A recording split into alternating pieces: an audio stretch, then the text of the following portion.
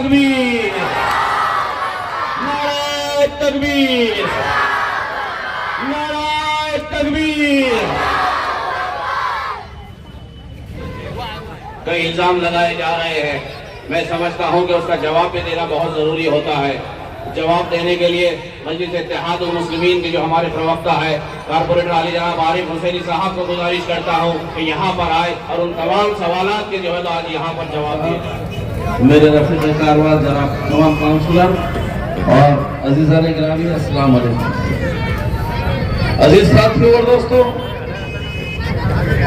ये पूर्व मतदार संघ, ये ईस्ट का मतदार संघ, यानी कि जहां से इम्तियाज जलील साहब लड़ने वाले ये मतदार संघ कभी किसी की इजारादारी हुआ करता था और ये ढटाई और ये दादागिरी थी कि किसी ने इस मतदार संघ की बात नहीं करना, इसका पीआर कार्ड मेरे नाम पे सिर्फ मैं इलेक्शन लड़ूंगा। अख्तरुल ईमान साहब हमारे बिहार के मैंने यहाँ पे तशरीफ लाए हैं, आप तमाम लोगों से मैं गुजारिश करता हूँ कि उनका खैर मकदम कीजिए, उनका इस्तेमाल कीजिए। अख्तरुल ईमान साहब,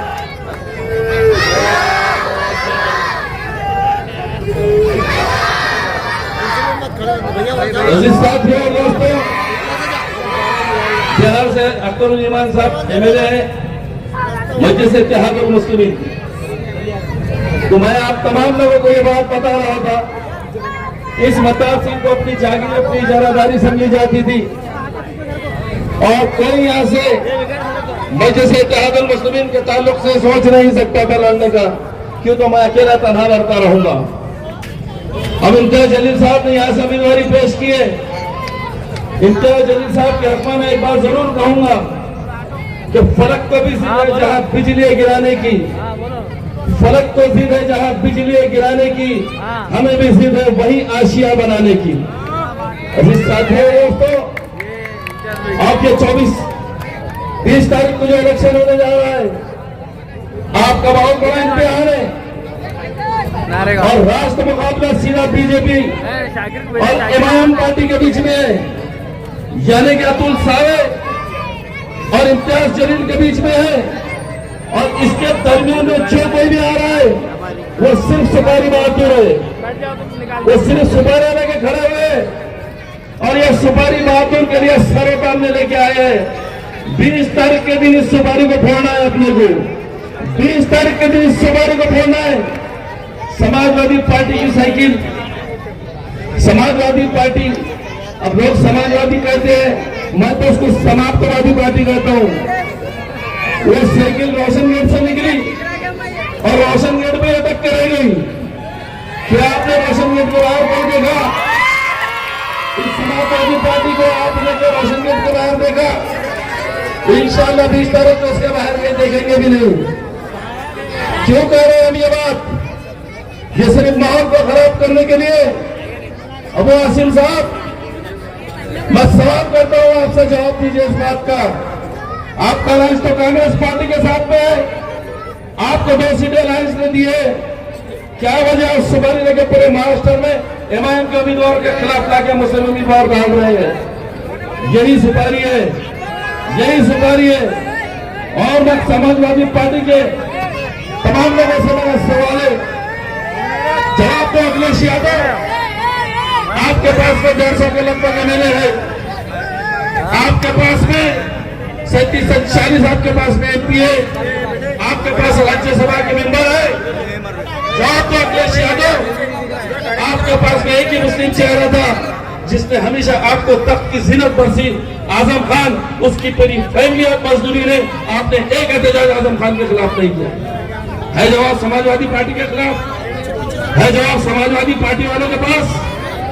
और मैं आपका खास तौर से कहता हूं कि औरंगाबाद के अंदर समाजवादी पार्टी का एक कारपोरेटर नहीं है, समाजवादी पार्टी की कहीं भी कोई शाखा नहीं है, समाजवादी पार्टी के पास में 10 कार्यकर्ता नहीं है। किस धर्म के ऊपर बुलंद दावा करने को तुम निकले हो? साफ मतलब के जीतने वाले को हराने का काम तुम कर रहे हो, गलत धंधे कर रहे हो। तो साथियों दोस्तों, आपको 20 तारीख के दिन ये सुपारी बहादुरों को, इनकी सुपारी को पूरी तरीके से कतर के फेंकना है। और मैं यहाँ पर ये बात कहने के लिए आया हूँ कि बहुत लोग आपके सामने उम्मीदवार पेश किए गए हैं। देखिए आज मुसलमानों को समाजवादी पार्टी सामने आ रही है। अब मेरे को एक बात बताइए, आप ये जो इलेक्शन चल रहा है तो 109 पूर्व मतदार संख्या चल रहा है, जो चेलीपुर से शुरू होता है तो जाकर मस्तदपुर तक खत्म होता है। लेकिन ये जो आजाद उम्मीदवार खड़े हैं, ये जो सुपारी बहादुर खड़े हैं, ये सिर्फ चंपा चौक से आजाद चौक का इलेक्शन लड़ रहे हैं। मेरे को आप बताइए, ये क्या वार्ड का इलेक्शन चल रहा है क्या? इसका साफ मतलब है कि मुस्लिम वोटों का विभाजन करने की कोशिश कर रहे हैं, मुस्लिम वोटों को खराब करने की सुपारी इनको दी गई है। और एक बात याद रखिए, बीजेपी को यहाँ से अगर उखाड़ के कोई फेंक सकता है, अब्दुल सावे को अगर कोई उखाड़ के फेंक सकता है, तो सिर्फ सैयद इम्तियाज जलील फेंक सकते हैं। सिर्फ सैयद इम्तियाज जलील इसको हरा सकते हैं, इम्तियाज जलील इसको धूल चटा सकते हैं, इम्तियाज जलील इसको शिकस्त दे सकते हैं। किस बात पे हम ये बात कर रहे हैं? क्यों तो हमने देखा। आप बताइए मेरे को, पिछले 2019 के इलेक्शन में समाजवादी पार्टी को इसी मतदार संख्या सिर्फ 4 से 5 हजार वोट मिले थे और मजलिस इत्तेहादुल मुस्लिमीन को 80 हजार वोट मिले थे। और अभी इम्तियाज जलील साहब का एमपी का जो इलेक्शन हुआ, इम्तियाज जलील साहब को 90,000 वोट मिले। बताइए आप मेरे को, अब आप लोगों का वोटों का फीसद बढ़ेगा, 80% के आसपास अगर वोटिंग होंगी तो यकीनन इम्तियाज जलील साहब 1 लाख के पार वोट लेने वाले हैं, 1 लाख के पार वोट उनको मिलने वाली है। और यहाँ पे कुछ लोगों को तोहफा आ रही है कि समंदर को कह रहे हैं कि तू खतरा हो जा, और खतरे को कह रहे हैं कि तू समंदर हो जा। तो ऐसा कभी हो सकता है क्या? कभी हो सकता है ऐसा? सिर्फ 20 तारीख के दिन पूरी हिम्मत और जुर्रत से अपने अफराद खानदान, अपने पूरे परिवार के साथ सिर्फ आप लाइन में लग के पतंग पतंग हो, इंशाल्लाह बीजेपी हमेशा हमेशा के लिए यहाँ से खत्म हो जाएगी। बहुत बहुत शुक्रिया।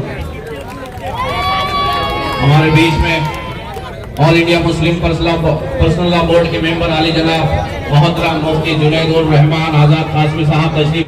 असेंबली में जय भीम का नारा के साथ नारे तकबीर अल्लाह अकबर की सदा महाराष्ट्र में इम्तियाज जलील साहब के हाथों से करवाइए। बहुत बहुत शुक्रिया।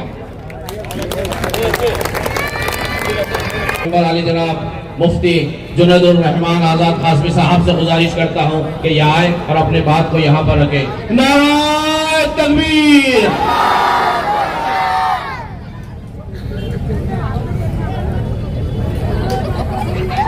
अस्सलामु अलैकुम वरहमतुल्लाहि वबरकातुहू।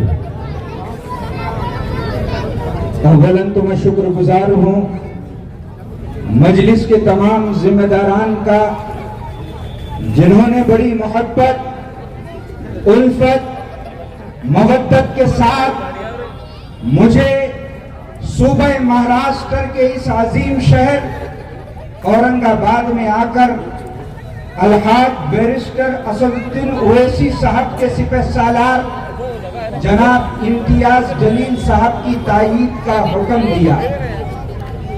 मैं शेर से अपनी बात शुरू करता हूं। हम ये नहीं कहते कि हम तुझसे बड़े हैं, लेकिन ये बहुत है कि तेरे साथ खड़े हैं। हम ये नहीं कहते कि हम तुझसे बड़े हैं, लेकिन ये बहुत है कि तेरे साथ खड़े हैं। अल्लाह मेरा बाग बिखरने से बचाना, कुछ फूल भी कांटों की हिमायत में खड़े हैं।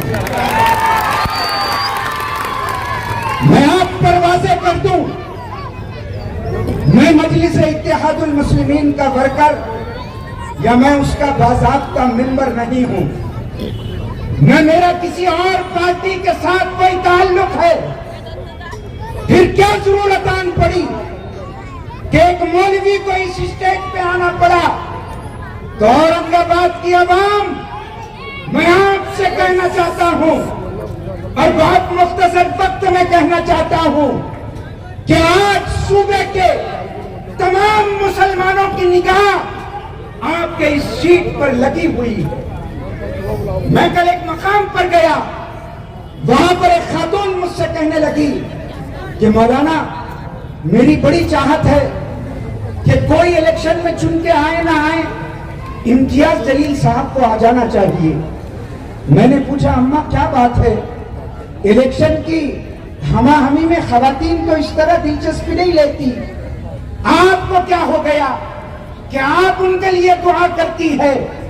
वो अम्मा रो के कहने लगी, कि अभी तो थोड़े दिन पहले की बात है, सैयद अबरार अहमद मुख्तार शहंशाह अरब फरमा रवाए आजम आमिना के लाल जिगर गोशे अब्दुल्ला दुर्रे यतीम आमिना मोहम्मद रसूलुल्लाह सल्लल्लाहु अलैहि वसल्लम की शान में एक दरीदा दहन इंसान ने गुस्ताखी की। बताइए, लोकसभा में जिनको हमने वोट दिया, जिनके दामनों को हमने वोट से भरा, वो बदबख्त भी खामोश रहे, और जो इस मुल्क के दुश्मन है, जो तागूती अनासर है, जो फिरका परस्त है, जो संविधान के दुश्मन है, वो भी लोग इनके खिलाफ और हमारे खिलाफ रहे। मैं आपसे गुजारिश कर रहा हूं, इम्तियाज जलील साहब ने अल्लाह के हबीब की अजमत पर, अल्लाह के रसूल की मोहब्बत पर, अल्लाह के रसूल की इताअत पर, आलम बगावत और अल्लाह के रसूल की मोहब्बत में आवाज को उठाया और सारे महाराष्ट्र के मुसलमानों से कहा, अगर ये लोग ये समझते हैं कि अल्लाह के हबीब की मिदहत में कोई नहीं निकलेगा, मैं इम्तियाज जलील और मजलिस के तमाम कारकुनान अपनी जान का नजराना लेकर हाजिर है। मोहम्मद रसूलुल्लाह अपनी जान का, अपना माल का, सब कुछ तेरी इताअत पे कुर्बान।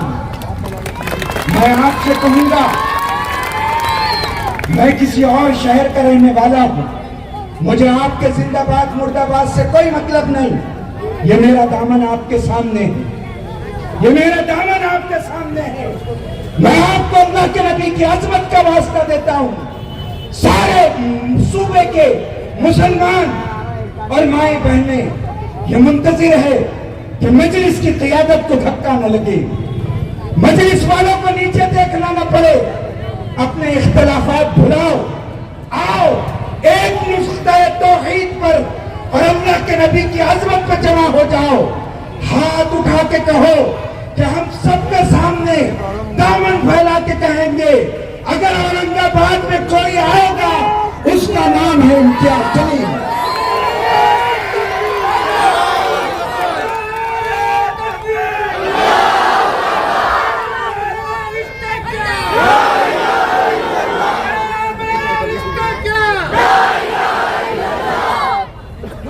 भाई, अगर आपके दिल में औरंगाबाद की दोनों सीट यहां से गिर जाए, मजलिस की मरकजी क़ियादत को धक्का लग जाए, बैरिस्टर असदुद्दीन ओवैसी साहब जो सारे मुल्क में मुसलमानों की जबान है, मैं आपसे कहता हूं, अगर आप कारोबार वाले हैं तो हर एक से कहे इख्तिलाफ भुलाओ, आओ इम्तियाज जलील साहब और नाज़र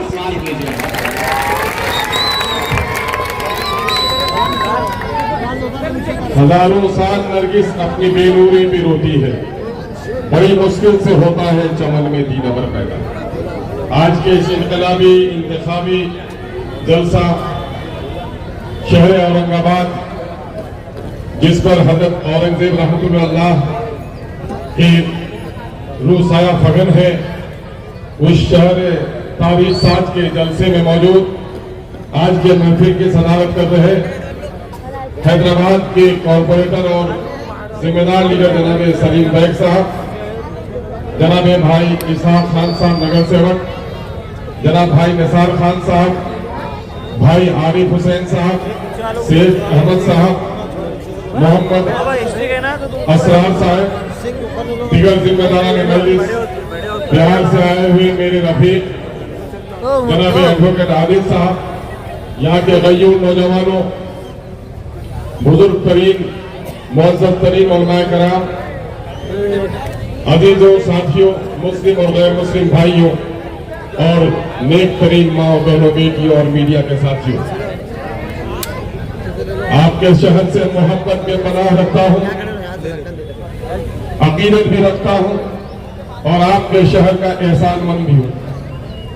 मैं इस वक्त कोई तकरीर करने नहीं आया, बांग्लादेश और नेपाल की सरहदों से करीब दौड़ कर सिर्फ इसलिए आया हूं कि इस वक्त मजलिस इत्तेहादुल मुस्लिमीन बिहार पर भाई जनाब इम्तियाज जलील साहब के जो एहसानात हैं हम उसे फरामोश नहीं कर सकते। मेरे भाइयों, कौमों की जिंदगी में कुछ अहम फैसले की घड़ी होती है जिसके असरात लम्हाती नहीं होते, बल्कि कहा यह गया है कि तारीख की नजरों में वो दौर भी देखे हैं, लम्हों में खता की है, सदियों में सदा पाई। इस वक्त में आपके पेशानी, आपके चेहरे मोहरे, आपकी आंखों की तमारत को देखकर यकीनन है मुसलमान सालेमानी महसूस कर रहा हूं कि आप सबों ने जनाबे भाई इम्तियाज जलील साहब को जिताने के लिए कस्में खाई हैं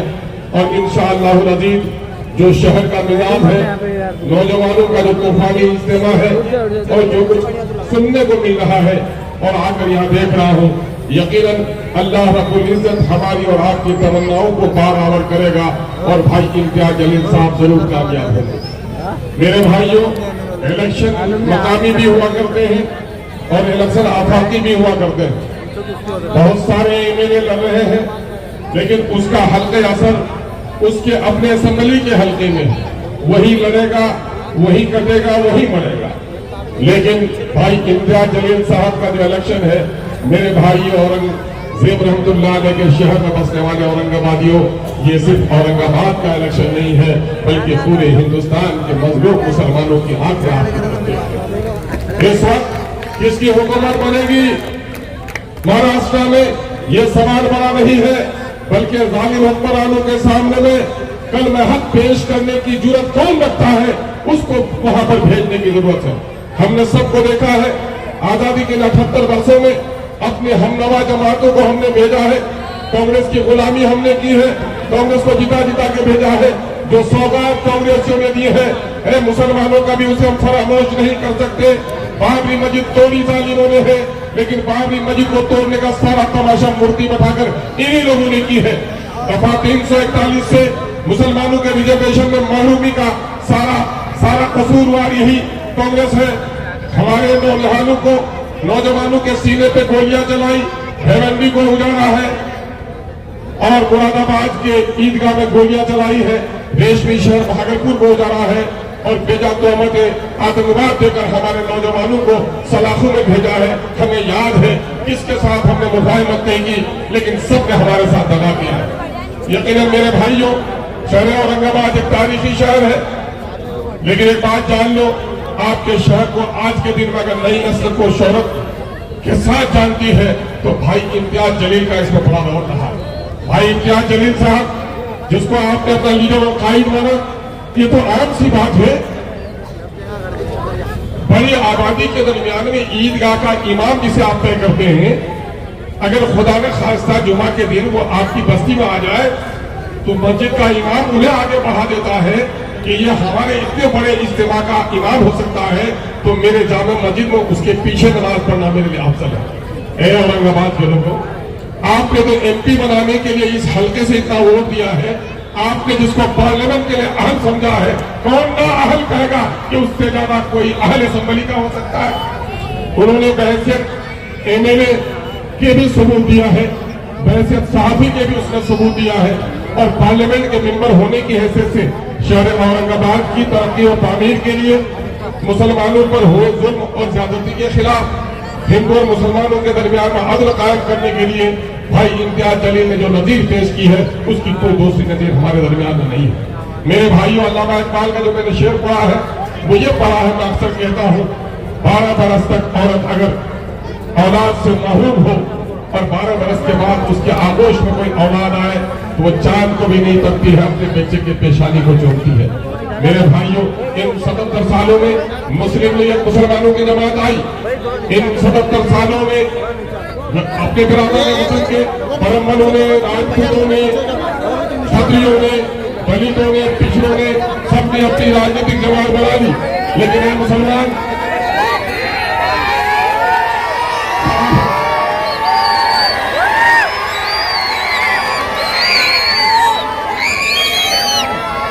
देखो, हमारा इनकलाब,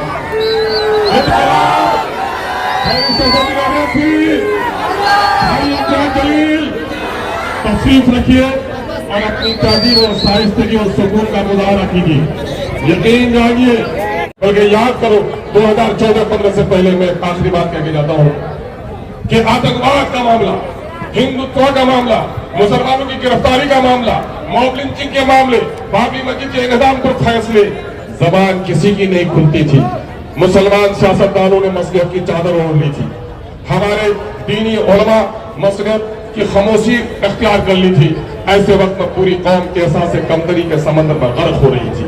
अगर एहसास कमतरी के समंदर में गर्क होने से गर्दन उठाकर जालिमों के साथ 8 से 8 मिलाकर बात करने का हौसला किसी ने दिया है, उसका नाम बैरिस्टर सऊदीन अवैसी है, उसका नाम मजलिस इत्तेहादुल मुस्लिमीन है। आइए हम त्योहार के लिए नारा लगाते हैं और उस नारे में सिर्फ मेरा साथ दीजिए। कांग्रेस ने आपको दगा दिया कि नहीं? समाजवादी ने दगा दिया कि नहीं? बीजेपी ने गर्दनें काटी कि नहीं? किसी ने आपसे वफा किया? नहीं किया वफा। तो आइए एक नारा मेरे साथ लगा दीजिए, मैं रुखसत हो जाऊंगा, मुझे जरा इत्मीनान लगेगा। आवाज ऐसी फलसगाफ हो कि आसमान तक पहुंचे मेरी आह लेकर। आइए इनकलाब। ये शहर औरंगाबाद की आवाज है। ये तो बहनों और बेटियां इससे आवाज लगा सकती है, उसको हुक्म होता इनकलाब।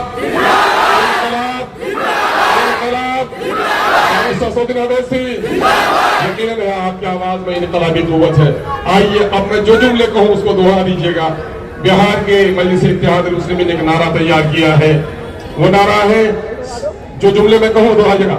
सबने दिया है हमको चोट। अरे चोट के बाद भी आवाज नहीं निकलेगी यार। सबने दिया है हमको चोट, सबने दिया है हमको चोट, सबके दिल में है खोट। अपने देंगे इन बेईमानों को वोट, अपने देंगे इन बेईमानों को वोट। अब अपनी पार्टी अपना वोट, अपनी पार्टी अपना वोट, अपना लीडर जिंदाबाद, अपना लीडर जिंदाबाद।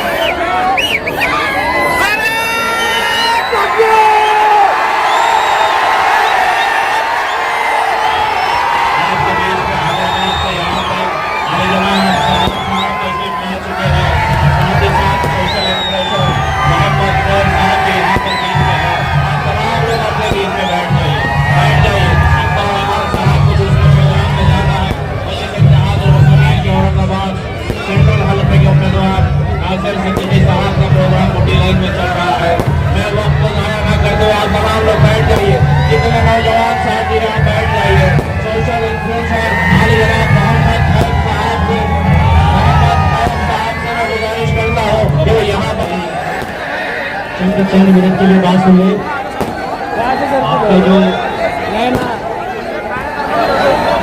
आपका जो जज्बा है और जो आपकी मोहब्बत है मजलिस को लेकर और मंच पर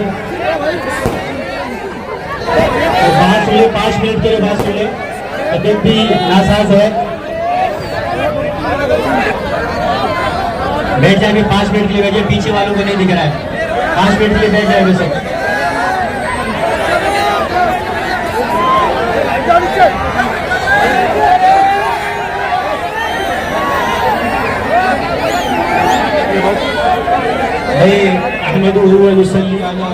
करीम। अम्मा बाद, सबसे पहले औरंगाबाद ईस्ट से यहाँ के कैंडिडेट जनाब इम्तियाज जलील साहब और उसके बाद मंच पर उपस्थित तमाम जो लोग हैं,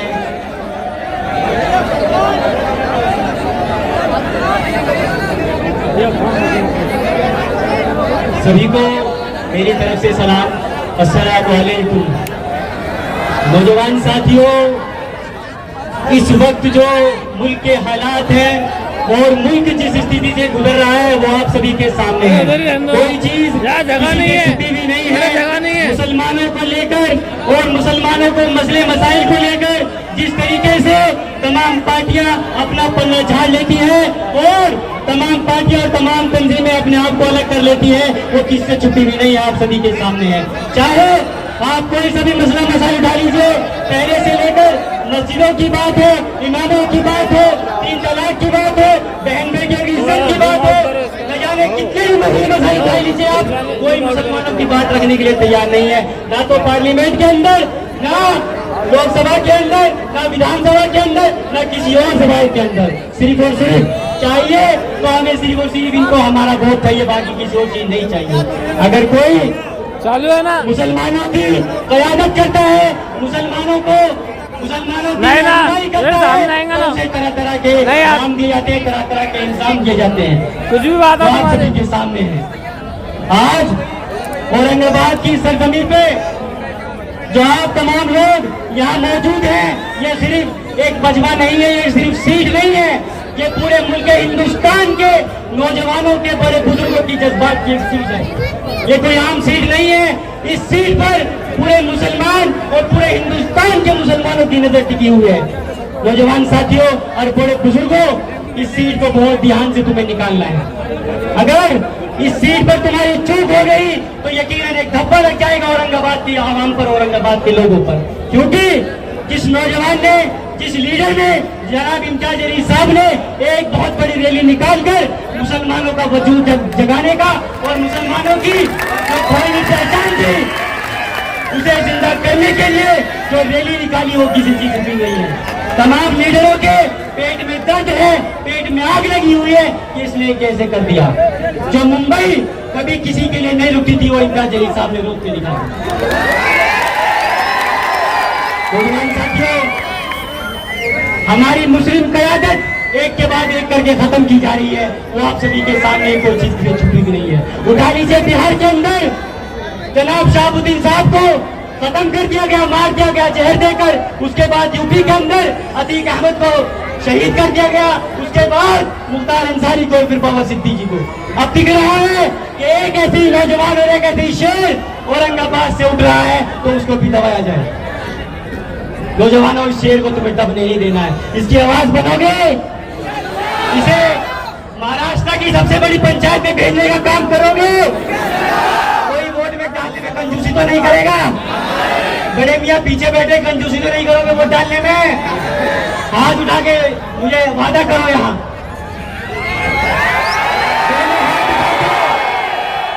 दोनों हाथ उठा के वादा करो कि फजर की नमाज पढ़ते ही, फजर की नमाज पढ़ते ही पहला वोट पतंग पे गिरेगा, गिरेगा पतंग पे। और इंशाअल्लाह जिस दिन वोट खुलेगी, आप, मैं यकीन के साथ कहता हूं कि जितने भी यहाँ इनके अपोजिशन में लोग खड़े हैं, 20 से 25 मिनट के अंदर सब वापस आ जाएंगे इंशाअल्लाह। और चलेगी तो चलेगी सिर्फ पतंग, चलेगी पतंग। और अल्लाह की जात से उम्मीद है, और पूरे मुल्क हिंदुस्तान के अंदर से तमाम औरतें, तमाम नौजवान, तमाम बड़े बुजुर्ग जनाब इम्तियाज अली साहब के लिए दुआ कर रहे हैं कि अल्लाह जो इनकी सेहत खराब हो गई है, अल्लाह इनकी सेहत ठीक करे। और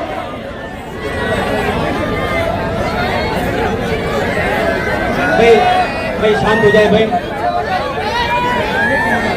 नौजवान साथियों, मंच पर और भी बहुत लोग जमा है यहाँ पर, और बहुत लोग आए हैं, सभी को अपनी बात रखनी है। मैं नौजवान साथियों, आपको किसी भी तरीके की कोई कमी नहीं रहने देनी है चुनाव के अंदर, और सबको भर भर के वोट देना है। किसी को चंद पैसों को, चंद चीजों के लिए अपने जमीर का सौदा नहीं करना है। कोई अपने जमीर का सौदा तो नहीं करेगा। हाथ उठा के वादा करो, कोई अपने जमीर का सौदा नहीं करेगा। ध्यान रखो, अल्लाह देख रहा है, नबी की उम्मत में से झूठ नहीं बोलोगे।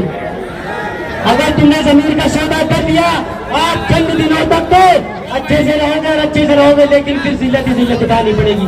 कोई ऐसा लीडर आपको कोयले की खान में खोदने से भी नहीं मिलेगा, ऐसा हीरा आपको इंशाअल्लाह ताला। जो हीरा आपको अल्लाह तबारक व तआला ने औरंगाबाद की सरजमीन पे दिया है।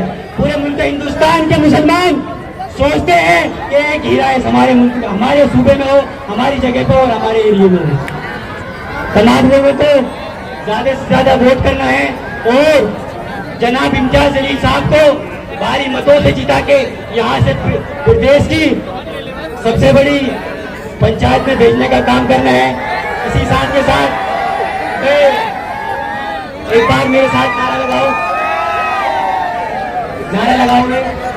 जो इम्तियाज अली साहब ने जो नारा दिया है पूरे मुल्क हिंदुस्तान के अंदर, ये बहुत ही फेमस है, तो किसे बोलना चाहिए, तेरा मेरा रिश्ता क्या, आवाज नहीं आ रही। हजरत औरंगजेब रहमतुल्लाह अलैह के जो अभी एक नालायक ने बयान दिया था, उसको जवाब भी दे दो कि हजरत औरंगजेब रहमतुल्लाह अलैह की सरजमी है, किसी दुच्चे दुच्चे आदमी की नहीं है। तेरा मेरा रिश्ता क्या, तेरा मेरा रिश्ता क्या, वोट डलेगी, वोट डलेगी, पतंग पतंग, इनकलाब इनकलाब, क्या जलील साहब, क्या जलील साहब, अस्सलाम वालेकुम।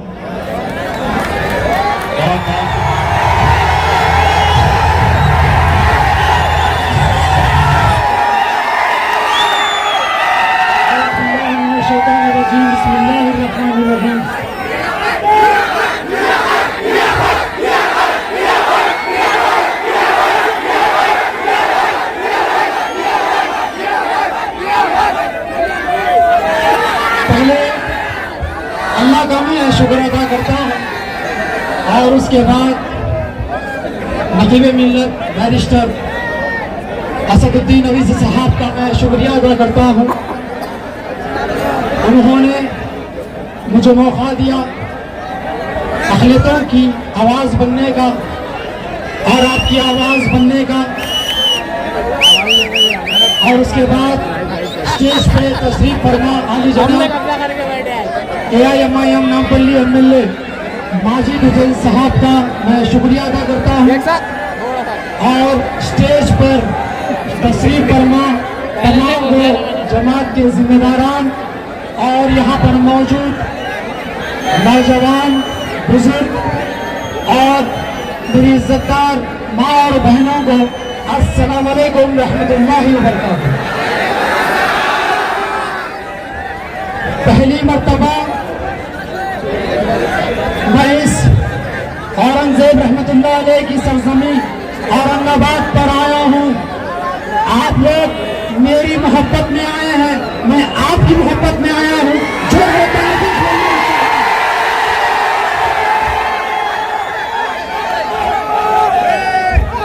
सियासी माहौल गर्म है। रियासत महाराष्ट्र में इन फिजाओं में मैं महसूस कर रहा हूँ सिर्फ पतंग पतंग पतंग पतंग पतंग पतंग पतंग पतंग। आज हम जो माहौल से गुजर रहे हैं सब लोग वाकिफ है, सबको पता है कि किस तरह से हम मुसलमानों को बदनाम करना, हमको तकलीफ पहुंचाना, हमको नुकसान पहुंचाना इनकी आदत बन चुकी है। हम देखते हैं कि इनको हम मुसलमानों से तकलीफ है, हमारी इबादत गाहों से तकलीफ है, हमारे दीनी मदारिस से तकलीफ है, हमारे शरीयत से तकलीफ है, हमारे अल्लाह के कलाम से तकलीफ है और हमारे रसूलुल्लाह से भी इनको तकलीफ है। और हद तो ये हो जाती है कि हम मुसलमानों को जब से हिंदुस्तान आजाद हुआ है इस तारीख से लेकर आज की तारीख तक आपके वोटों को बेचा गया और आपको गुलाम बनाकर रखा गया। हम मुसलमानों को सिर्फ इस्तेमाल किया गया और हमको गुमराह किया गया और हर हमेशा हमको बांटने की कोशिश की गई, हमको गुमराह करने की कोशिश की गई। मैं आज इस रियासत में इसलिए मौजूद हूँ क्योंकि मैं उम्मत मोहम्मदिया को एक इत्तेहाद का रास्ता बताना चाहता हूँ। क्या आप तैयार हो? हमने देखा कि हम मुसलमानों को कुछ नहीं बल्कि सिर्फ फसादात मिले, हमको सिर्फ दंगे फसाद मिले। और हम मुसलमानों को जब कभी भी इलेक्शन आ जाते हैं, जब कभी भी सियासी माहौल गर्म हो जाता है तो इन कांग्रेसी हो या समाजवादी हो या शिवसेना हो या एनसीपी हो, सेकुलरिज्म का चोला पहनकर मुसलमानों की भीख लेने हमारे दरवाजे पर आ जाते हैं और हमको 5 साल अंधेरे में रखा जाता है। जब हमको हमारे के दरमियान में तकलीफें होती है, जब हम बेबस होते हैं, जब हम मजबूर होते हैं, जब हमको कुछ नहीं नजर आता और ये जब हम इनके पास जाते हैं हमारे मसलों को लेकर, तो ये गुंगे बहरे अंधे हो जाते हैं। मैं आपको एक पैगाम देने आया हूं, अगर आपके दरवाजे पर ये गिड़गिड़ाने के लिए आएंगे, भीख मांगने आएंगे, तो आप भी गुंगे बहरे अंधे हो जाना। क्यों? क्योंकि भाई तू मेरे रसूलुल्लाह की शान में जब गुस्ताखी हुई तो तेरे को तकलीफ नहीं हुई, तो मेरा वोट भी तेरे को नहीं। जो रसूलुल्लाह का नहीं वो हमारा नहीं। और समाजवादी पार्टी के कुछ जंखावे गुलाम, समाजवादी पार्टी के कुछ जंखावे गुलाम, उनकी जबान बहुत ज्यादा चल रही है। उनको हम जमात के सिपाही काफी है, बुद्धि में से जबान निकाल लेंगे। हमारे खाहिद मोहतरम का बहुत दूर की बात है, वो शेर का सिपाही काफी है। आज हम देखते हैं, मैं जब औरंगाबाद आ रहा था तो मुझे एक वीडियो नजर आया, बहुत ताजुब हुआ, बहुत तकलीफ भी हुई, क्योंकि वो भी हमारा कलमा पढ़ने वाला भाई था, मगर उसकी जबान से जो अल्फाज निकल रहे थे बहुत तकलीफ हो रही थी, क्योंकि वो भी मुसलमान था, मगर उसकी जबान से जो अल्फाज निकल रहे थे वो ये थे कि अगर मुसलमानों के लीडर बनना है तो पाकिस्तान को जाना पड़ेगा। क्या बोला उसने? अगर मुसलमानों की अगर आवाज बनना है, अगर मुसलमानों की अगर हिम्मत बनना है, मुसलमानों की अगर ताकत बनना है, मुसलमानों की लीडरशिप बनना है, तो पाकिस्तान चले जाओ। क्यों? तुम्हारा ये हिंदुस्तान बाप की जागीर है,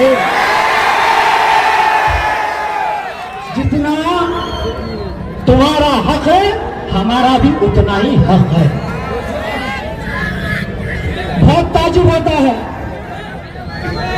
सबकी आवाज बनती जा रही है, मगर जब मुसलमानों की आवाज बनने के लिए अगर कोई आवाज उठाता है तो उसको बोला जाता है कि तुम पाकिस्तान चले जाओ।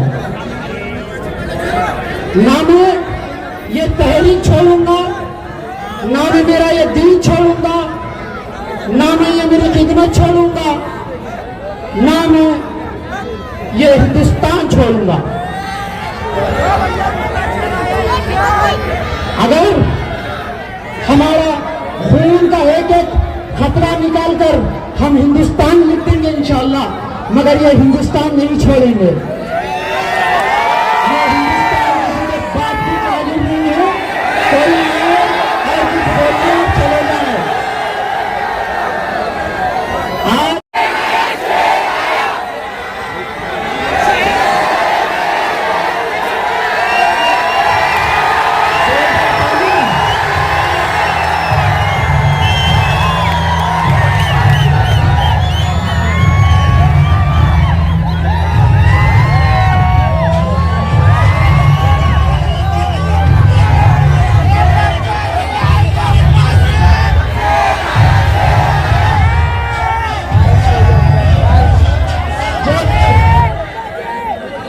फसादा देते हैं तो ये ज़ंखावे गुलाम हमारे दीन इस्लाम के खिलाफ बोलते हैं, मुसलमानों के खिलाफ बोलते हैं।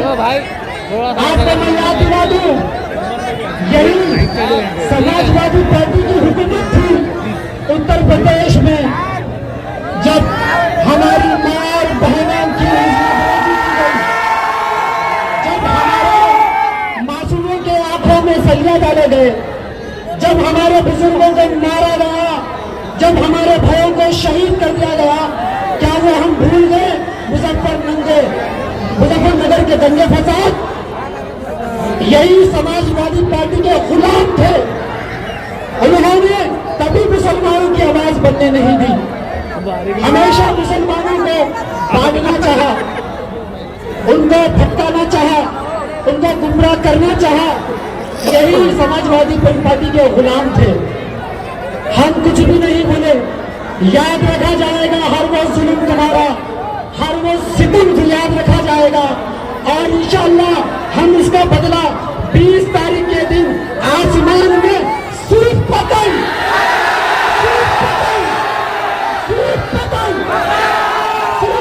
इंशाअल्लाह। आज एक आवाज बन रही है पूरे हिंदुस्तान में, एक इन सेकुलर जमातों का ठेका शायद हम नहीं ले रहा,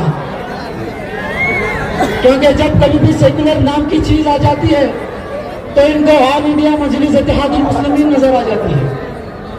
मगर जब फसादात होते हैं, इन सेकुलर जमातें अपने मुंह में रसगुल्ला डालकर बैठ जाती है। जब पूछा जाता है बताओ कोई था जब रसूलुल्लाह की शान में गुस्ताखी हुई, कोई था आपका लीडर?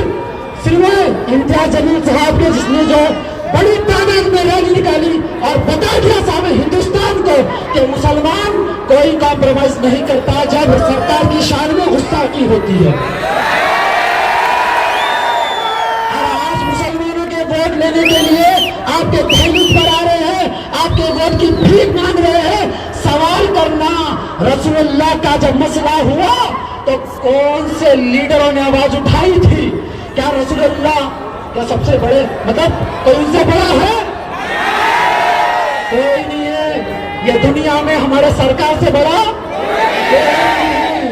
तो हम वोट के दिन भी नो कॉम्प्रोमाइज। कॉम्प्रोमाइज है?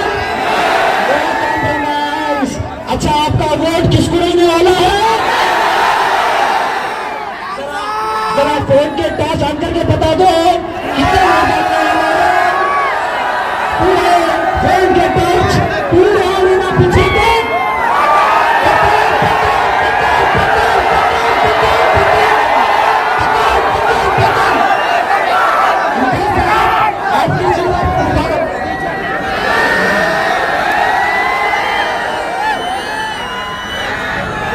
मैं अभी ज्यादा वक्त नहीं लेना चाहूंगा क्योंकि और भी ज्यादा मुखर्रिब है जो आपसे मुखातिब होना चाहेंगे। एक जोरदार नारा आप लोगों की महत्व में, नारे तकबीर।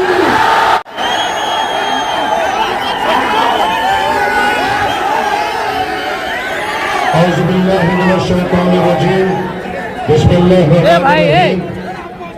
शहनशीब तशरीफ फरमा आली जनाब इज्जत माप आपके अब्दुल अजीज उम्मीदवार सदर कुल मजलिस इत्तेहादुल मुस्लिमीन रियासत महाराष्ट्र इम्तियाज जलील साहब, गलत जगह बैठ गया यार, तू उड़ जा, यहाँ पे मौजूद शेख इरशाद साहब, हाजी साहब कॉर्पोरेटर साहब, रफीक चीता साहब, शेरू हाजी साहब, निसार खान साहब, शाकिर खान साहब, सैयद अहमद कॉर्पोरेटर साहब, समीर साजिद बिल्डर साहब, फिरोज खान साहब, मोहम्मद सलमान शोएब जवाई, सलीम बेग साहब,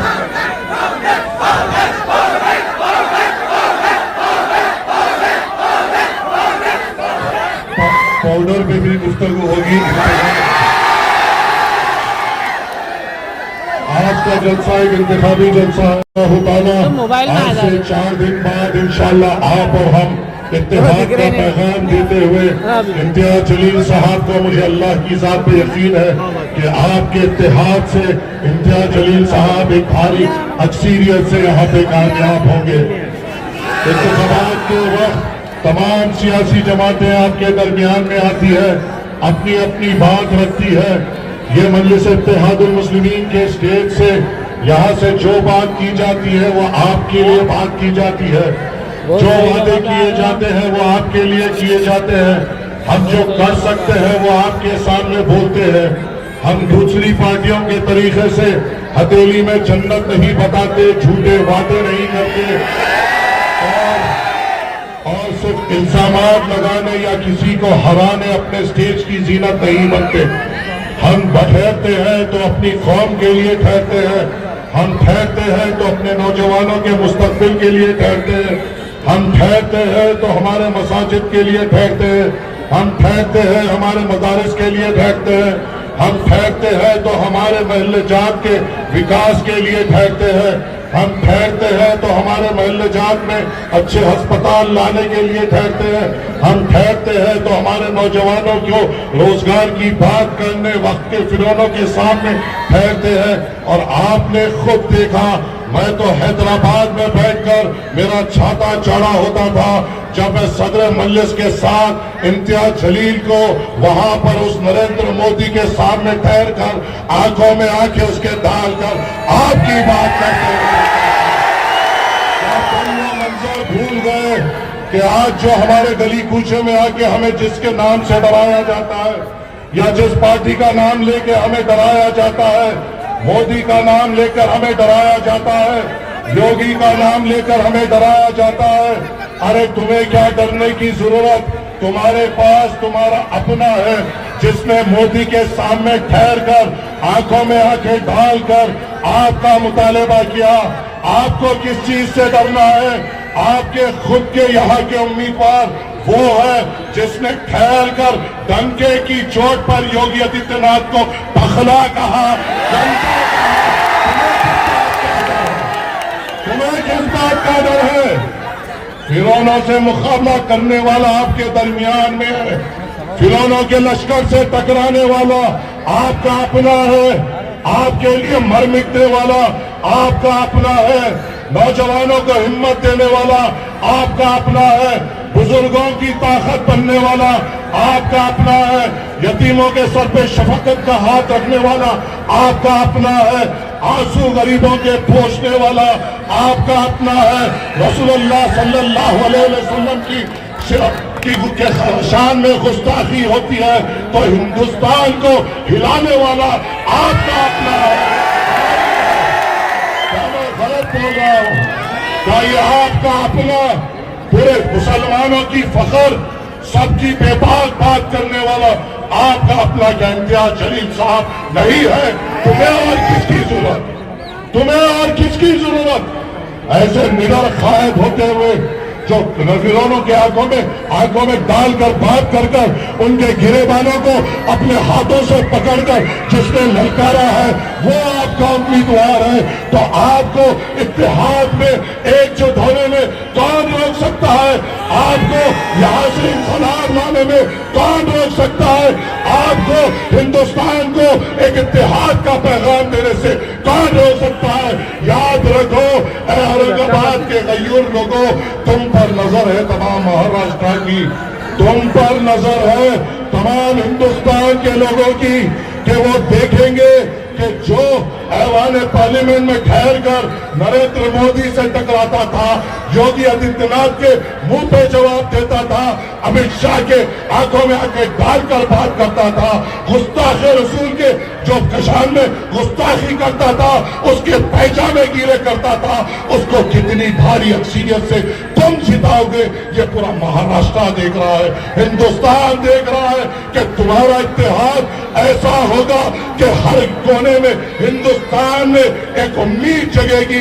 अगर इत्तेहाद है तो परचम है, इत्तेहाद है तो हम है, इत्तेहाद है तो बेबाकी है, इत्तेहाद है तो क़यादत है। फैसला तुमको करना है, फैसला तुमको करना है। मुझे ताज्जुब दिख रहा था जब मैं यहाँ पे ये भी देख रहा था कि औरंगाबाद जैसे शहर में लोग स्टेज सजाकर उसके ताल्लुक से बात कर रहे थे जिसने पूरे हिंदुस्तान को उम्मीद दी। मुझे बताओ औरंगाबाद के गयूर लोगों, नौजवानों, अगर तुम होश आवाज में मेरी बात सुन रहे हैं तो मुझे जवाब दो, क्योंकि मैं कश्मकश में हूं। वो शख्स जिसने रसूलुल्लाह की शान में जिसने गुस्ताखी की वो किस बात पर खुश होगा? वो शख्स जिसने रसूलुल्लाह सल्लल्लाहु अलैहि वसल्लम की शान में गुस्ताखी की, वो किस बात पे खुश होगा? अगर खुदा ना खास्ता तुम्हारी हार होगी तो उसको खुशी मिलेगी, क्या तुम उसको ये खुशी दोगे? क्या तुम उसको खुश होने दोगे? क्या बात करेगा पूरा हिंदुस्तान? औरंगाबाद के सरजमीन से ऐसी रैली निकली जो हिंदुस्तान ने देखी, ऐसी रैली निकली जिसने हिंदुस्तान के मुसलमानों को हिम्मत दी, ऐसी रैली निकली जिसने महाराष्ट्र में ये पैगाम दिया कि हमारे रसूल की शान में कोई भी मलून गुस्ताखी नहीं कर सकता। तुमने ऐसी रैली निकाली कि जिससे पूरे हिंदुस्तान को ये हिम्मत मिली कि अगर हम इत्तेहाद में हो, एक हो, तो कोई भी बातिल का मुकाबला कर सकते हैं। और आज जिसकी खुशी जिसकी हार में है, उसकी खुशी को पूरा करने हमारे दरमियान में से लोग हैं। उस रामगिरी को साथ देने, उसकी खुशी को मुकम्मल करने समाजवादी का स्टेज सज रहा है। उस मलून को खुशी देने हमारे अपने हमारे खिलाफ लगे हुए हैं।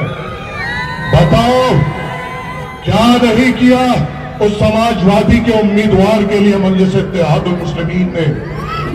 अरे पहले इलेक्शन में मेरे को यहां आकर ताज्जुब हो रहा है जब मैं यहां से एक उम्मीदवार देख रहा हूं जो इम्तियाज जलील साहब के खिलाफ है, और एक उम्मीदवार देख रहा हूं जो नासिर भाई के खिलाफ है।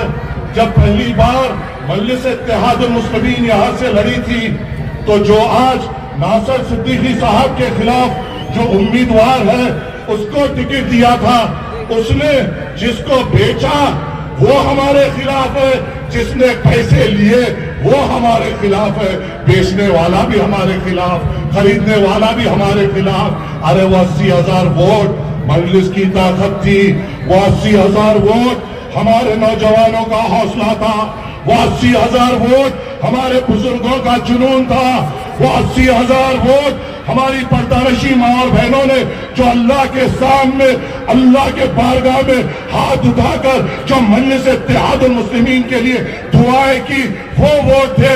मैं तो गूंगे को 5 वोट नहीं मिलते। बात करने गया, अलीफ बोले तो बे निकलता, बे बोले तो चीन निकलता, चीन बोले तो से निकलता। इम्तियाज जलील को हराने चला।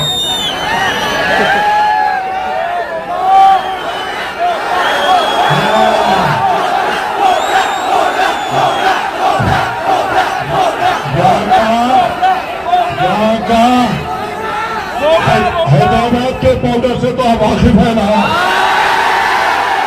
औरंगाबाद का पाउडर वो है जो इम्तियाज जलील के खिलाफ सभा का उम्मीदवार है। इस पाउडर को हाथ में लगाना, 20 तारीख के दिन झटकना, अरे हमसे मुकाबला करने चले, पैसों की बुनियाद पर हमसे मुकाबला करने चले। हाँ, ताकत तो नहीं है, अल्लाह ताला ने दौलत दे दी तो कौम को बंटवारा करने चले। और किसकी पार्टी के उस पे आए? अखिलेश यादव की है यहाँ पे कोई यूपी के मुसलमान है? यहाँ पे कोई कैल भी यहाँ पे है?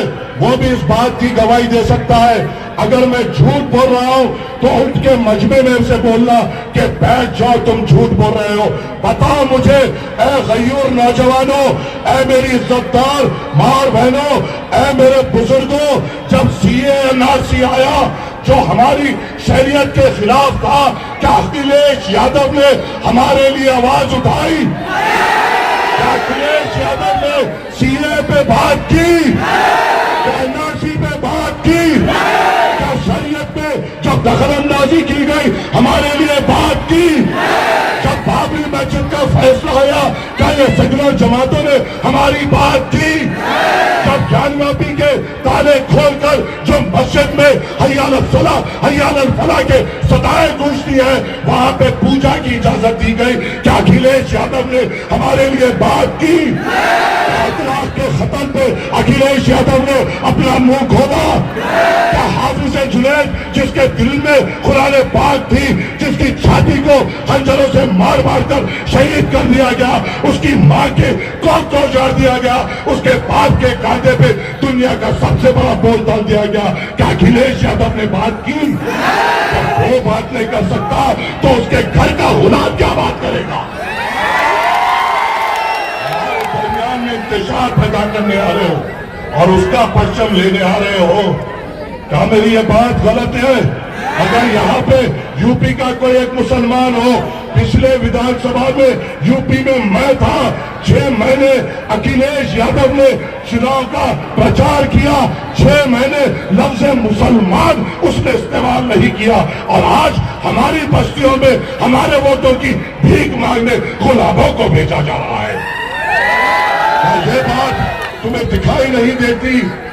क्या ये बात तुम्हें समझ नहीं आती कि हमें हराने आ रहे हैं, ये नहीं जीत सकते? गफ्फार कादरी साहब, गफ्फार कादरी साहब, ये याद रखो, हमारा ये ईमान है कि जीत है तो अल्लाह के तरफ से है, हार है तो अल्लाह के तरफ से है, दौलत है तो अल्लाह के तरफ से है, शोहरत है तो अल्लाह के तरफ से है। अगर अल्लाह आपसे राजी है तो आपको जीत है। 2 बार आपको मौका नहीं मिला था, 2 बार आप हारे क्योंकि आपसे अल्लाह राजी नहीं था। अब आ रहे हो हराने के लिए कि जो 2 बार जिसको मौका मिला, तीसरी बार मौका नहीं मिला, तो ये हमारी मुखालिफत में आ गया। इम्तियाज जलील साहब के बारे में गैर गलत बोलने लगा, उसके ताल्लुक से गैर गलत बोल रहा है। थोड़ा सब बातों को होगी नाराजगी, होगी तकलीफ, मगर ये बताओ क्या इम्तियाज जलील वो शख्स नहीं है जिसने हिंदुस्तान को पैगाम दिया, इत्तेहाद का, हिंदुस्तान को पैगाम दिया कि रसूल अल्लाह की शान में कोई गुस्ताखी बर्दाश्त नहीं की जाएगी? क्या ये काफी नहीं है? क्या ये काफी नहीं है? क्या ये तुम्हारे लिए काफी नहीं है? क्या ये वही इंसान नहीं है जो तुम्हारी इबादत गांव के लिए लड़ता है? क्या ये वही इंसान नहीं है जो तुम्हारे मदारिस के लिए अपनी जान की बाजी लगाता है? क्या ये वही इंसान नहीं है जो नौजवानों के दरमियान में कांधे से कांधा लगाकर चलते हुए उनको हौसला देता है? फिर तुम्हें तो सोचना पड़ेगा ना, तुम्हें तो सोचना पड़ेगा ना।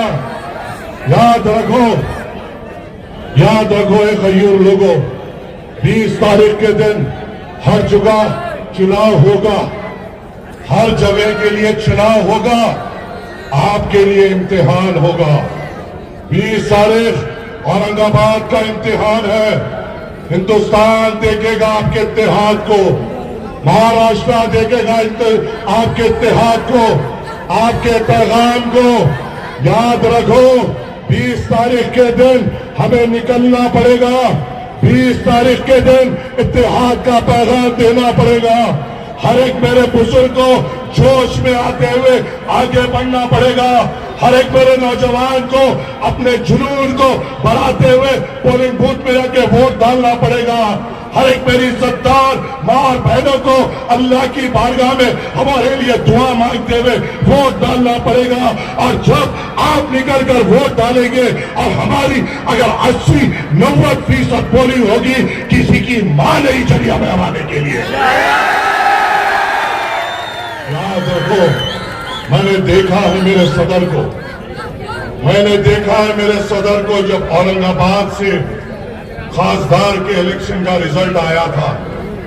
मैंने देखा है मेरे सदर को अपनी जीत की खुशी नहीं मनाते हुए। मैंने देखा है मेरे सदर को ये कहते हुए कि औरंगाबाद से हम हार गए।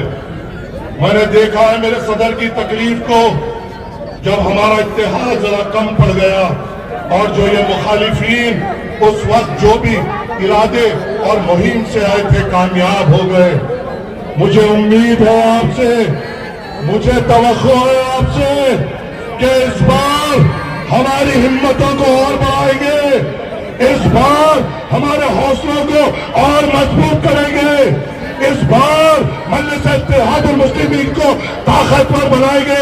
अगर इम्तियाज जलील साहब उस विधानसभा में पहुंच जाए तो मुझे यकीन है तमाम के ऊपर यह घेरा मारी पड़ेगा इंशाअल्लाह। मगर इसके लिए आपके इत्तेहाद की जरूरत है। ये जो हमारे बीच में आ रहे हैं ये सिर्फ ये नीयत से आ रहे हैं कि हमारे इत्तेहाद को तोड़ा जाए, हमारे पंजब को गिराया जाए और हमारे खिलाफ मुहिम चलाई जा सके। क्या जरूरत है इनको हमारे इंतशार को दूर करने की, तोड़ने की और हमारे बीच में नाइत्तेफाकी लाने की। मगर याद रखो वक्त अभी भी हमारे हाथ में है, 20 तारीख अभी दूर नहीं है।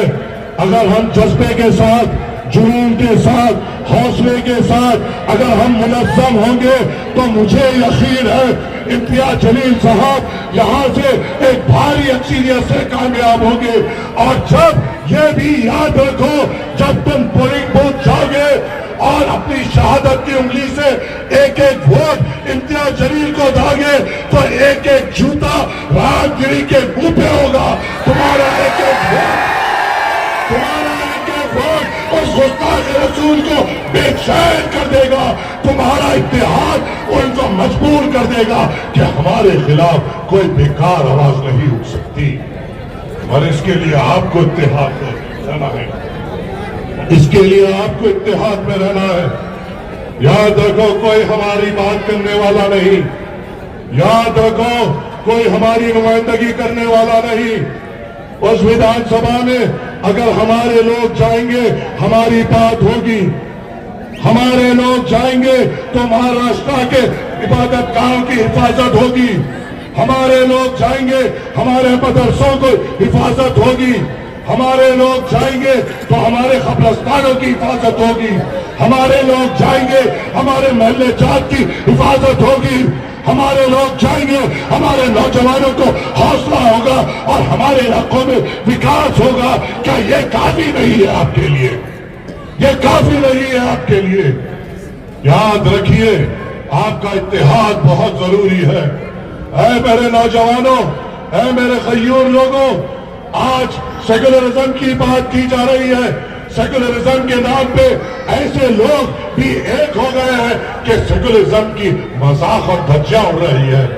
आज वो भी सेकुलर हो गए हैं जो ये कहते थे कि बाबरी मस्जिद की शहादत पे हमें फख्र है। तुम मुझे बताओ ऐसे लोगों को हम कैसे बीच में आने दें?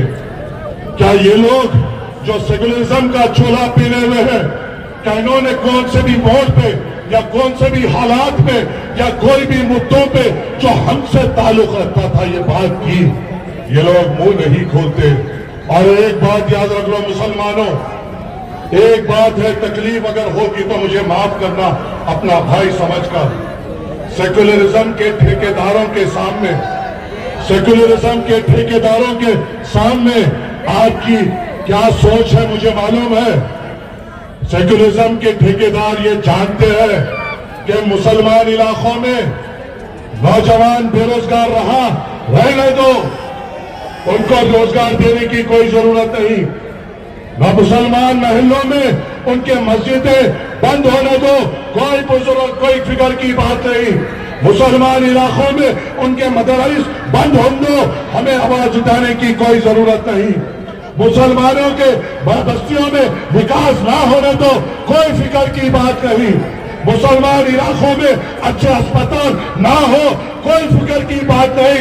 बुजुर्ग तड़प के मर जाए, कोई फिक्र की बात नहीं। मुसलमान इलाकों में अच्छे स्कूल ना हो, हमारे बच्चे अनपढ़ रह जाए, कोई फिक्र की बात नहीं।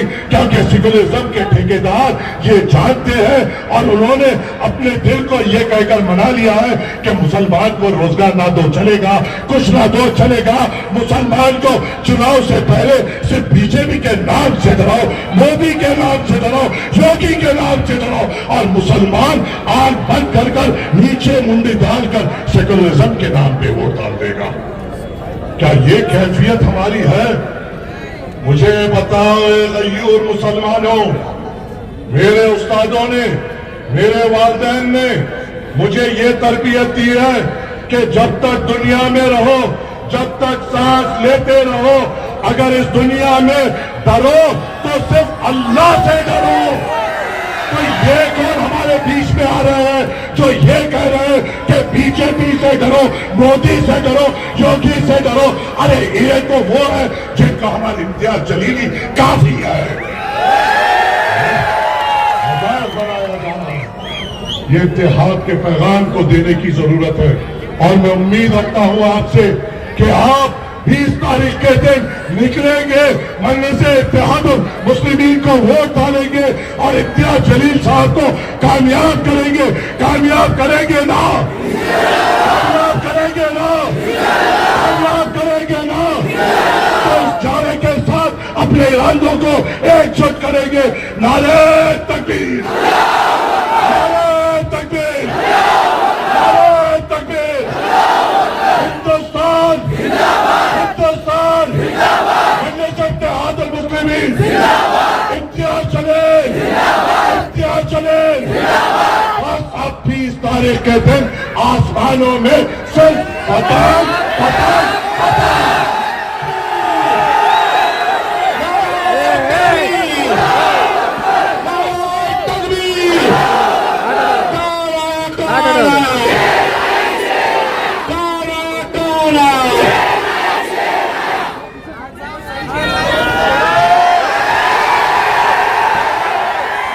अस्सलाम वालेकुम वरहमतुल्लाहि वबरकातुहू।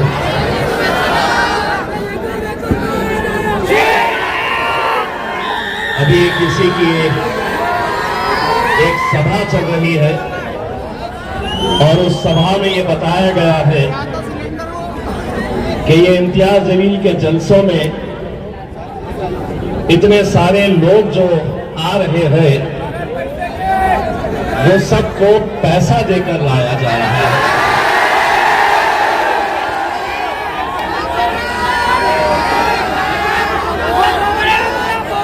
साइकिल पे घूमने वाले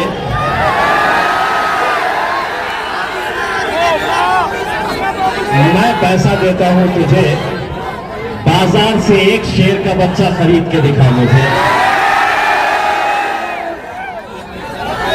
कुत्ते के अगर पिल्ले चाहिए तो वो बाजार में खरीदे जा सकते हैं, शेर के बच्चे बाजारों में बिकते नहीं हैं। मैं यहां पर माजिद साहब को ये कह रहा था कि माजिद भाई, आपके लिए जो मेरे औरंगाबाद की आवाम जिस तरीके से मोहब्बत से आपको बुला रही थी, मुझे डर ये लग रहा है कि अगले बार कहीं माजिद साहब को औरंगाबाद से खड़े कर दे तो मेरा टिकट कट जाएगा। लेकिन माजिद भाई, मैं औरंगाबाद की आवाम की तरफ से एक दरखास्त ये करना चाह रहा हूं कि बहुत सारे लोग पैरों में आ रहे हैं, कुछ पाउडर हमारे पास भी भेजिए, हम भी अपील चलाते हैं। जिसको जो भाषा समझ में आती है उस भाषा में जवाब देते हैं इंशाअल्लाह।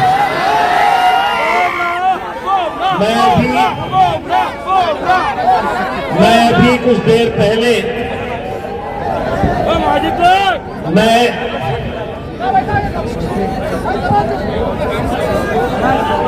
हिंदुस्तान के गृह मंत्री अमित शाह का एक भाषण सुन रहा था, जिन्होंने महाराष्ट्र के अंदर एक इलेक्शन की सभा में भाषण दिया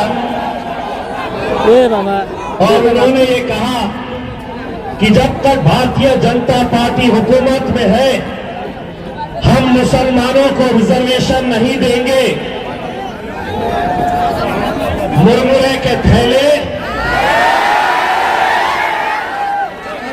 मैंने उसको नहीं बोला, मैं तो अचानक एक दुकान यहाँ पे दिखी, उसमें कोई मुरमुरे का थैला था, मैंने उनको नहीं बोला जिसके बारे में तुम सोच रहे हैं। लेकिन उनको ये कहना चाहता हूं, हम कौन तुमसे खैरात मांग रहे हैं? अरे मुसलमान इस मुल्क के अंदर जिएगा तो तुमसे कुछ मांगने वाला नहीं है। डट कर, सीना चौड़ा कर सर ऊंचा करके चलना हमको बैरिस्टर असदुद्दीन अवैसी साहब ने सिखाया है। तेरा हाथ उधर रख रहे। कुछ देर पहले मैं यहाँ के जय भवानी नगर के अंदर गया। वहां के बहुत सारे मराठा मेरे भाइयों ने मेरा इस्तकबाल किया। बहुत मोहब्बत से उन्होंने अपने घरों में लेकर गए। उन्होंने वादा किया कि हम आपके साथ खड़े रहेंगे, क्योंकि आप हमारे जरंगे पाटिल साहब के साथ खड़े हैं। लेकिन जब वापस आ रहा था तो भारतीय जनता पार्टी के कुछ कार्यकर्ता मेरे गाड़ी के सामने आए और मेरे गाड़ी के सामने आकर नारा लगाना शुरू कर दिए, जो हिंदू हित की बात करेगा वही देश पर राज करेगा। मैंने कहा, मीडियांनो, हे देशाचं इलेक्शन नाही आहे, हे राज्याचं इलेक्शन आहे, हे महाराष्ट्राचं इलेक्शन आहे। एक बुंगारी अतुल सावे का पैसा लेकर झूमकर मेरे गाड़ी के पास आए, ओ साहेब तुम्ही आमच्या एरियामध्ये कशाला आले? मी म्हटलं तुझ्या बापाचं एरिया आहे का रे? रजिस्ट्री करून घेतली का हे एरियाची? अरे खासदार होतो central Aurangabad, east Aurangabad, west Aurangabad, Kannad, Gangapur, Vaijapur या सगळ्याचा खासदार होतो माझ्या एरियामध्ये। अरे एरिया कुत्र्यांचं असतं, शेर कुठे जाऊ शकतं? माझ्या नादाला लागू नको रे बाबा, कृपा करून सांगतो। मेरे भाइयों, मैं पिछले कुछ दिनों से लगातार आप लोगों के बीच रह रहा हूं।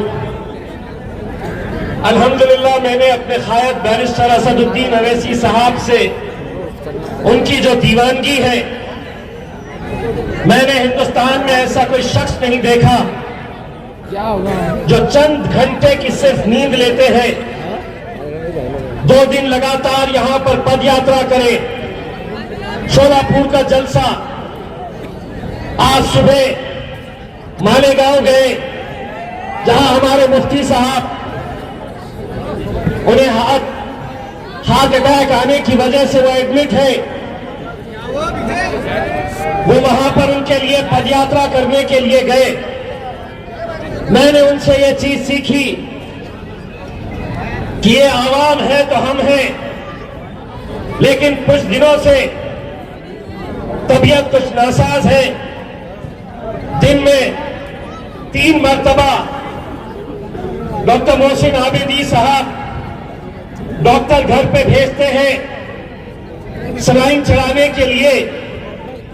डॉक्टर साहब ने मुझसे कहा कि आप कम से कम 1-2 दिन हॉस्पिटल में एडमिट हो जाइए ताकि आप पूरी तरह से अच्छे हो सके।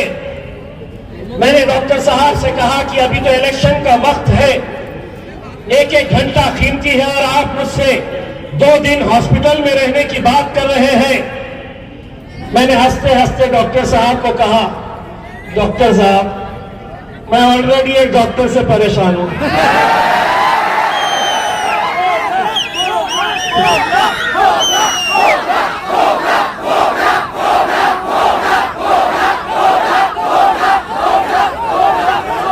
देखिए साहब, इलेक्शन, आप जिंदगी में एक बात याद रखिएगा,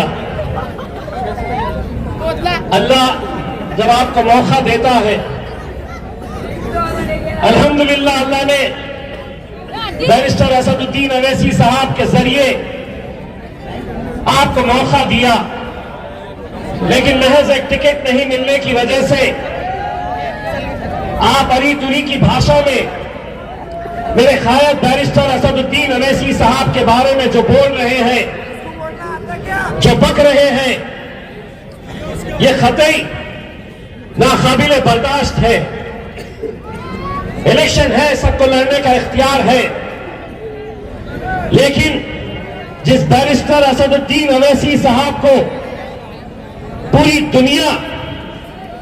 दुनिया के मुसलमान इज्जत और एहतराम की नजर से देखते हैं, उन्हें सुनते हैं, या आपकी आवाज बनकर पार्लियामेंट के अंदर गूंजते हैं, आप उनके बारे में ये कहते हैं, ऐसा लहजा यूट्यूब पर अगर आप देखेंगे तो आपका भी खून खौल उठेगा। लेकिन हमें मालूम है, आप कितना भी कोशिश कर ले या दूसरे उम्मीदवार जो हमें हराने के लिए पूरी ताकत झोंक रहे हैं, कहां से क्या आ रहा है आप अच्छी तरह से समझ सकते हैं। लेकिन इंशाअल्लाह 20 तारीख के दिन उड़ेगी तो पतंग ही उड़ेगी इंशाअल्लाह। मैंने पिछले 2-3 दिनों के अंदर जो सोशल मीडिया के ऊपर आपके गुस्से का इजहार आपने जिस तरीके से किया है, मैं उसका हामी नहीं हूं, कड़ी मुखालिफत करता हूं। आपकी मोहब्बत सर आंखों पर मेरे भाइयों, आपके जज्बे को मैं सलाम करता हूं। आपकी दीवानगी है कि जिसकी वजह से आपने पूरे हिंदुस्तान को एक बार नहीं कई बार ये साबित करके दिखाया कि इत्तेहाद के अंदर क्या ताकत हो सकती है। आपका ये भाई, आपका ये बेटा, आपका ये दोस्त 28 दिन पहले 2014 में जब आया था तो महज इलेक्शन के लिए 28 दिन बचे थे। असद साहब ने हुक्म दिया कि इम्तियाज जलील एमएलए का इलेक्शन लड़ेगा औरंगाबाद सेंट्रल से, और उन 28 दिनों के अंदर आपने वो मोजज़े को अंजाम करके दिखाया था। 2019 के अंदर जब सारी दुनिया कहती थी, और सबसे ज्यादा हमारे जिले से मैं एमपी कभी नहीं बनता, सबसे ज्यादा मुखालिफत पूछ लीजिएगा मेरे तमाम कॉर्पोरेटर्स से, पार्टी के जिम्मेदारों से, असदुद्दीन अवैसी साहब के पास यही वो डॉक्टर सभी के बीच में उन्होंने कहा था कि असद साहब आप पूरी ताकत लगा ले, हम औरंगाबाद से एमपी की सीट जीत नहीं सकते हैं, हमारा वक्त जाया जाएगा, हमारा पैसा बेकार होगा, लेकिन हम हासिल कुछ नहीं कर सकेंगे। उन्होंने असद साहब को हिसाब करके बताया था कि अगर आप जरा पीछे हो जाइए भाई साहब, नहीं तो नीचे झुक के बैठ जाइए, झुक के बैठिए, बैठिए नीचे, बैठिए नीचे, बैठिए, बैठिए नीचे, चलिए बैठिए नीचे, बैठिए, बैठिए साहब, बैठिए नीचे, बैठिए।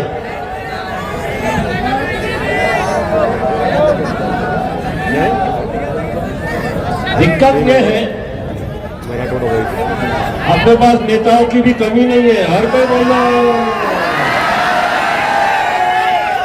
ये स्टेज पे बैठने और खड़े रहने वालों से ज्यादा अगर कोई हमारे दिल के करीब है तो ये लोग हैं जो मेरे सामने खड़े हैं।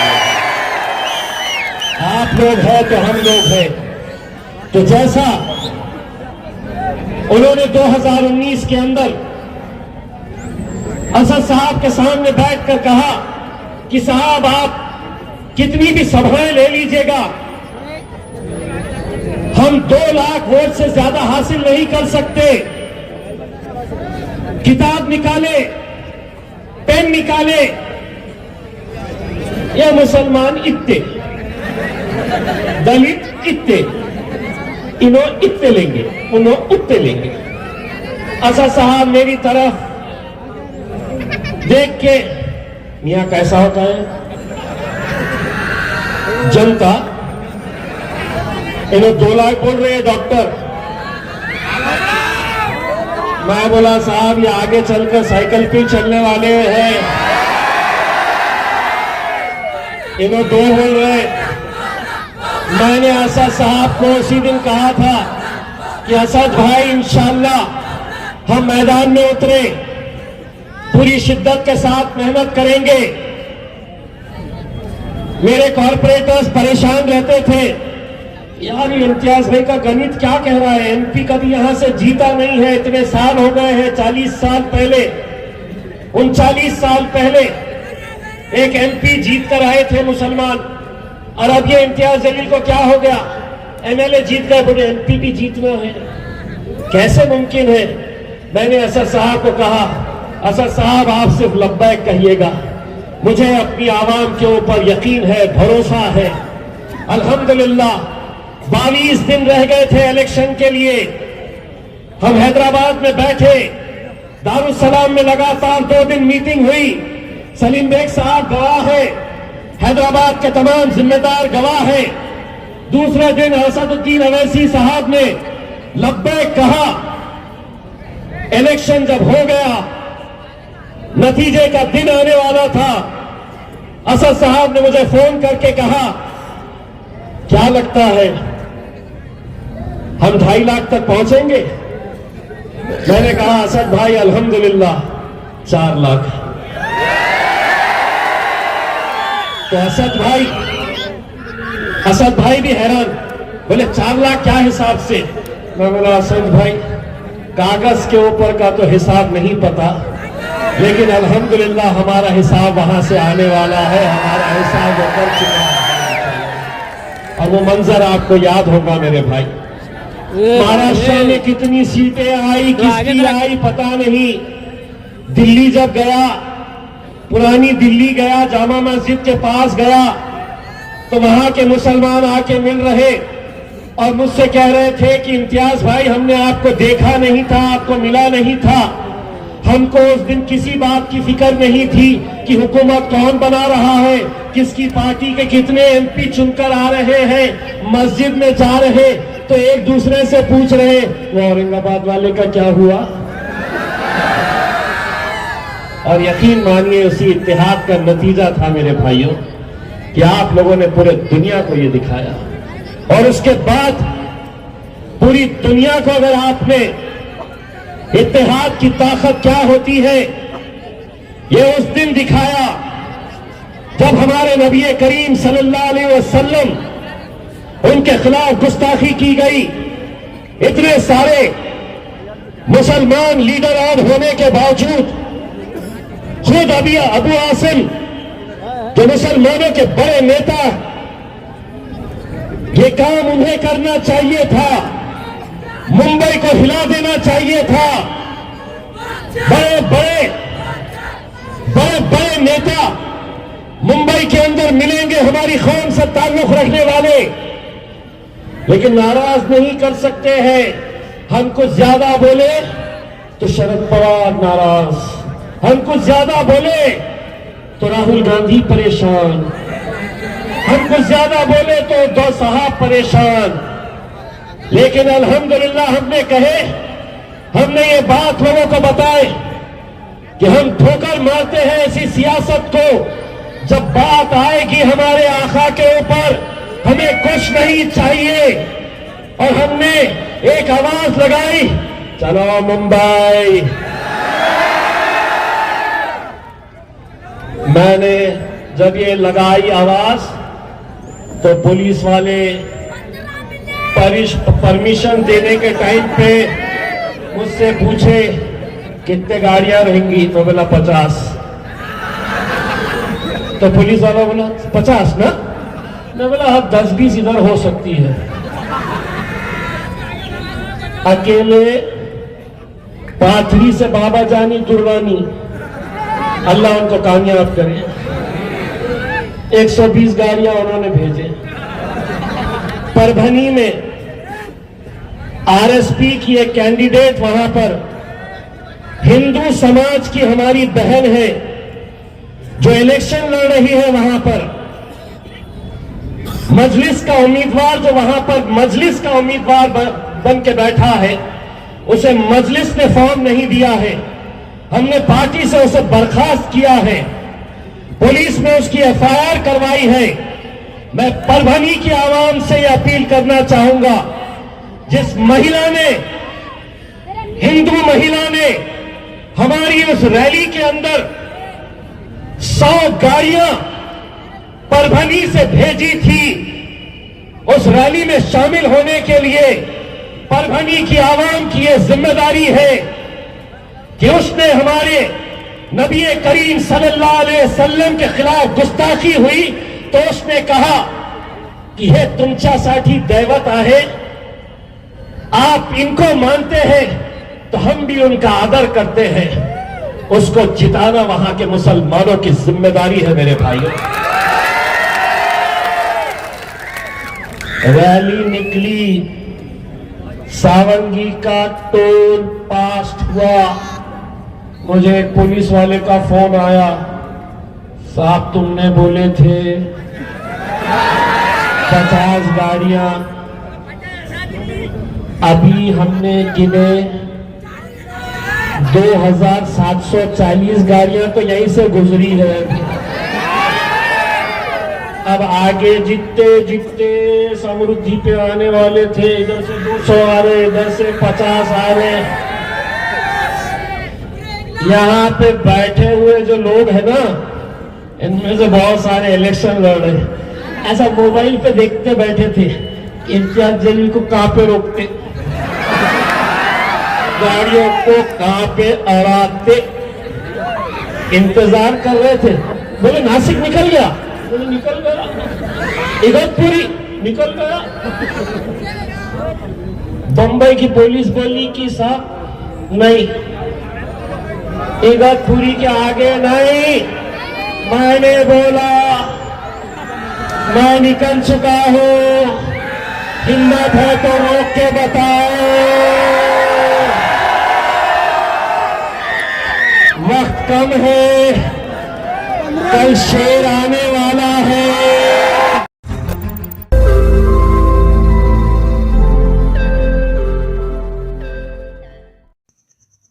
रोज नई खबरों को देखने के लिए हमारे औरंगाबाद समाचार चैनल को सब्सक्राइब कीजिए और नोटिफिकेशन पाने के लिए हमारे बेल आइकन को दबाइए ताकि हर खबर की नोटिफिकेशन आपको मिलती रहे।